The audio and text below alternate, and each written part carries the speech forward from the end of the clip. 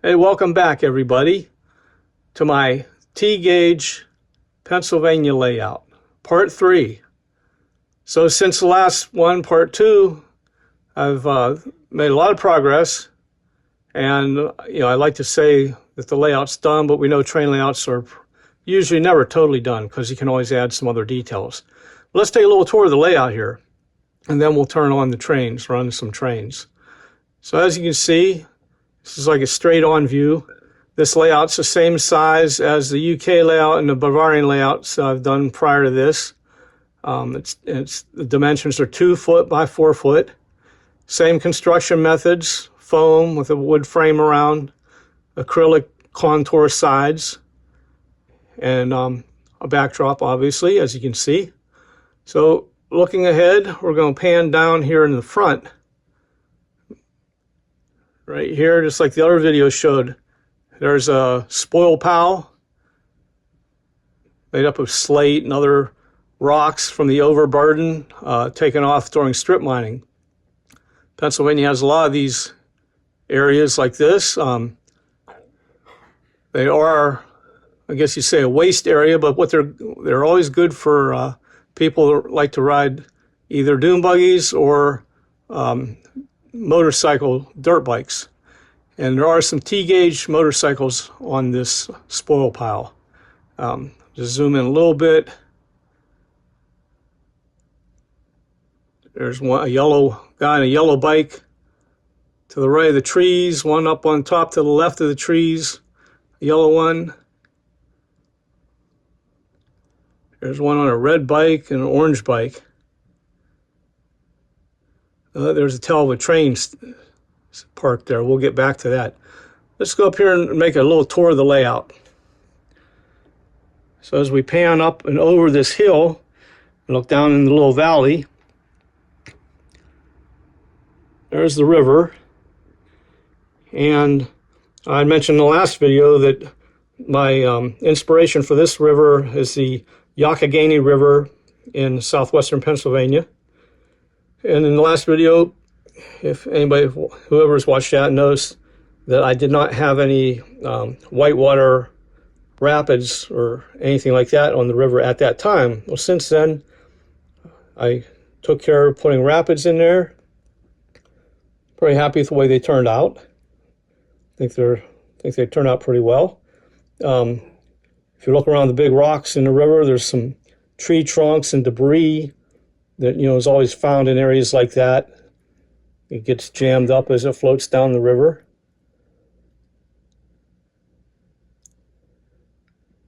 Now look over here at the town.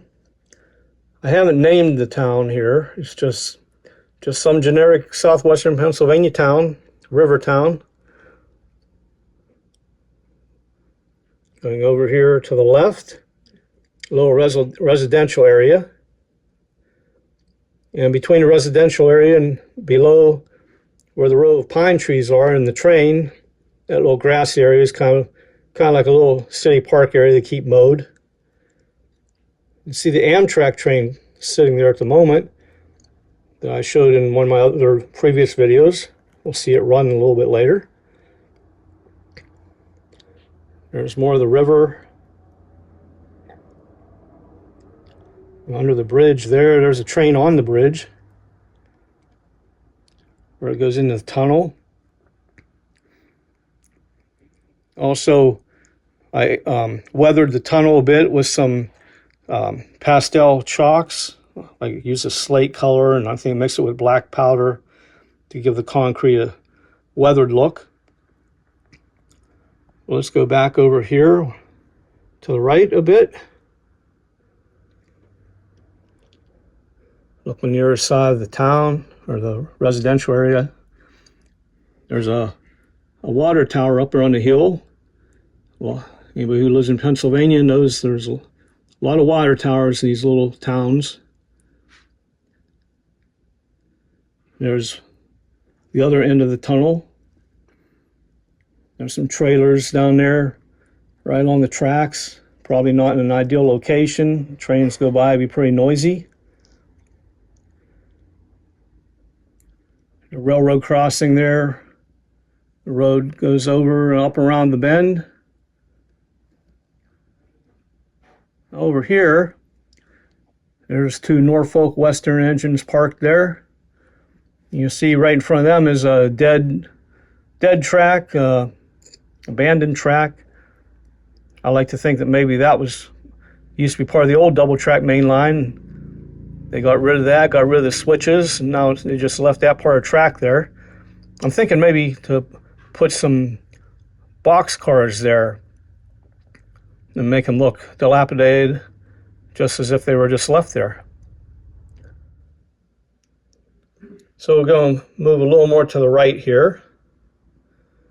You see that train has containers on it and two auto racks at the end.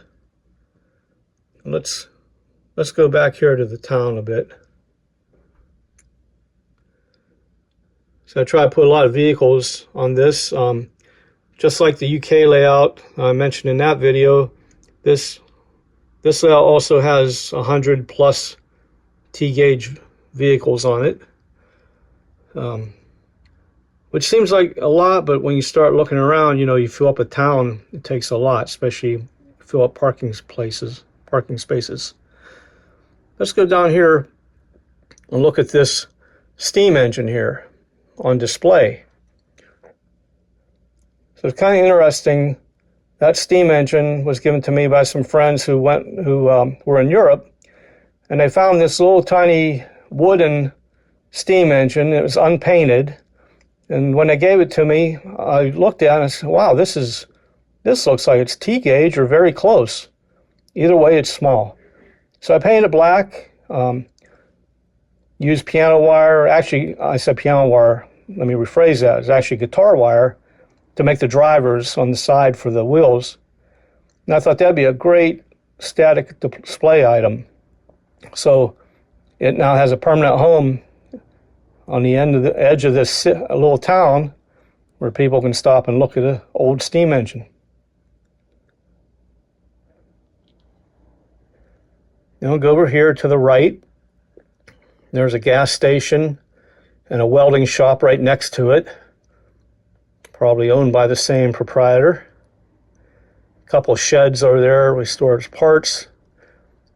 The red roof building is an ice cream store, and there's quite a few cars there. Must be a good place to have ice cream. Coming around here,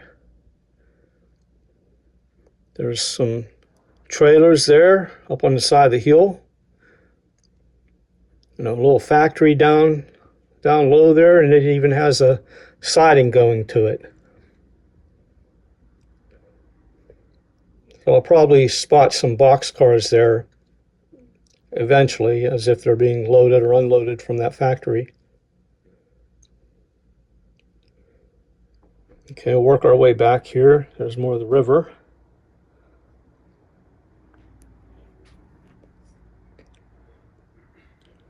Come back this way. There's the farm that I showed in part 2 video. I think part 1 also. Some horses below the barn. Go over this way a bit. See, there's some cows either being let out or brought in for milking.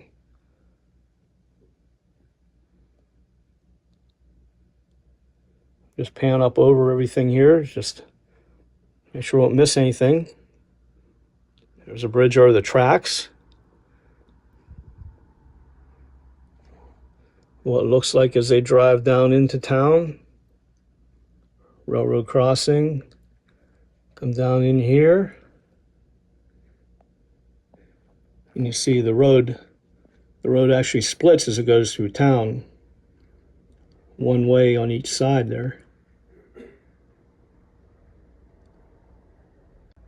Okay, how about if we turn a train on here and then we'll run them all. Let's get that Norfolk and Western train started. All right, so let's go ahead and show some trains running here. See in the very back there, I have 2 Norfolk Western engines pulling some container cars with some auto racks in the back. What went by there in the front was a train with a green Reading engine and a blue Conrail engine. Let's see if we can catch those again. Oh, they're getting ready to come across this bridge here. There they are. Pulling some coal cars. Tank cars. And a cushion coil car at the end. Let's scan up here.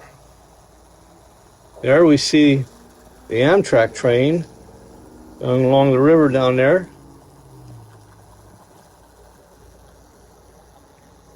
Two Amtrak engines and 1, 2, 3, 4, 5 cars, passenger cars pulling behind it.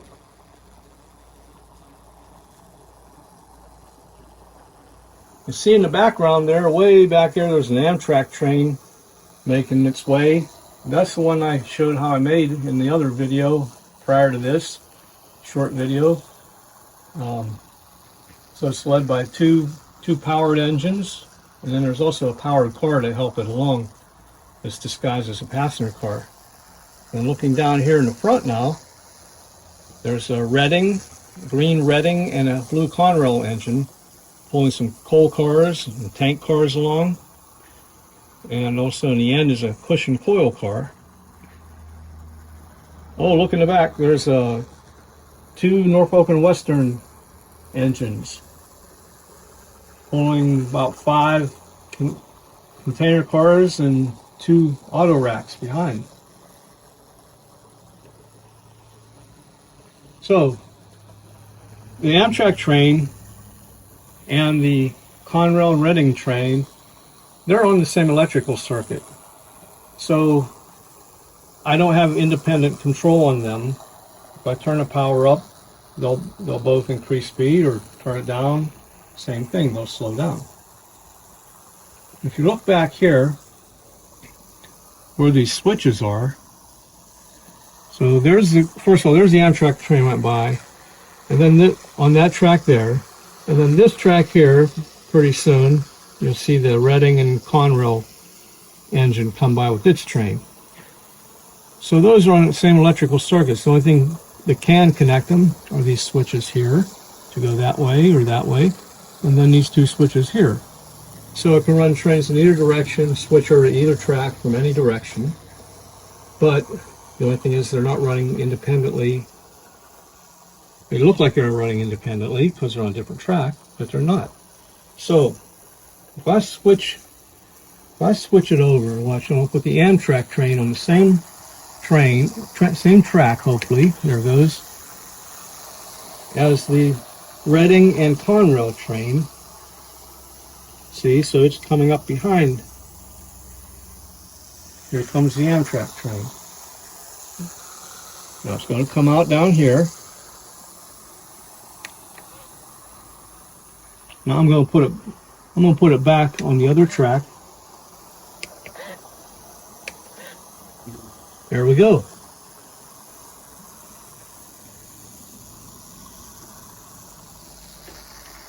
We got the line switches up again, getting just right.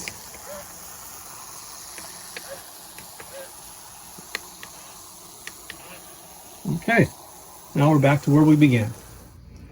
Well, since we just ran some engines, let's take a quick look at the switch machines, or the points machines, whatever you want to call them. For those who aren't familiar with items for T-gauge, here are the 2 power packs, the blue units. You have your on and off switch here in the middle, your direction switch right here, and there's some other switches that I really don't use on this layout. Actually, I forget what they're for.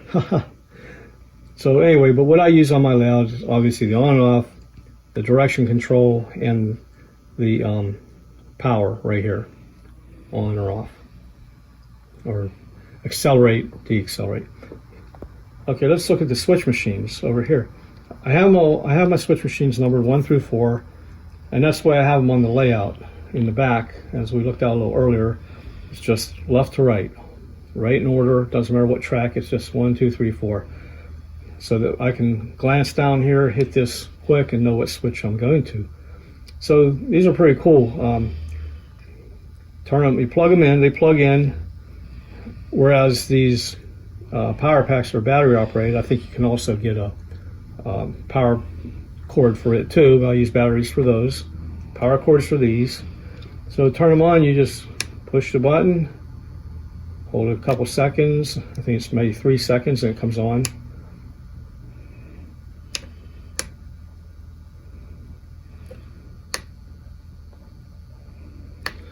Okay, easy enough, right? And then you want to turn the switch, you just hit it. I don't know if you heard that in the background, that voot noise. Okay. So it's I kind of like the way that there's that it's audible too, because you can actually hear that the switch is turning. And there's a cable for each switch.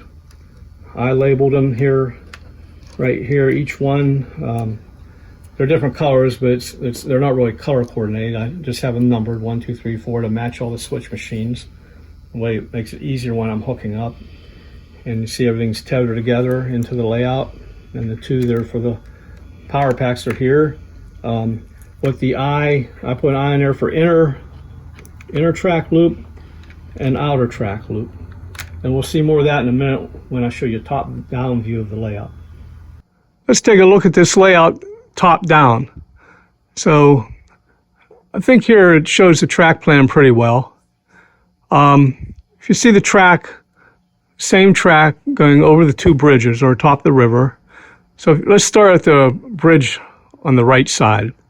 So if you follow along towards the left, go in that direction, then you see where the track goes through the other bridge over the river on the left, through a tunnel, goes over around a turn and comes out another tunnel entrance heading to the right. And it puts you right up in the area where the houses are. So there's the switches that we pointed out there. So if you keep going on that same track a little further, there's the other 2 switches near the town buildings. And then the track continues on to the right, around a curve, and back on the bridge at the bottom right. Okay, so that's one loop of track. The one connected to it will start up where that train's parked, just above the buildings, the town buildings. Okay, so we could follow that track around, and it's part of the double main line, so it's on the inner circuit. It goes down to the right, around the bend, under the bridge, along the river there. You'll see the passenger train is parked there, right below where the houses are in the little city park. And then follow it around, goes around a bend and comes out the back on the left-hand side to continue on its loop.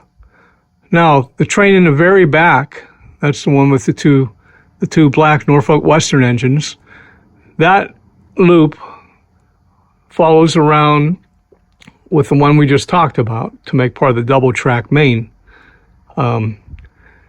So that one is totally isolated. I can't switch any trains onto it or off of it. It's just a loop or kind of an oval of track. But there you have it. That's my Pennsylvania layout. T-gauge. This is part 3.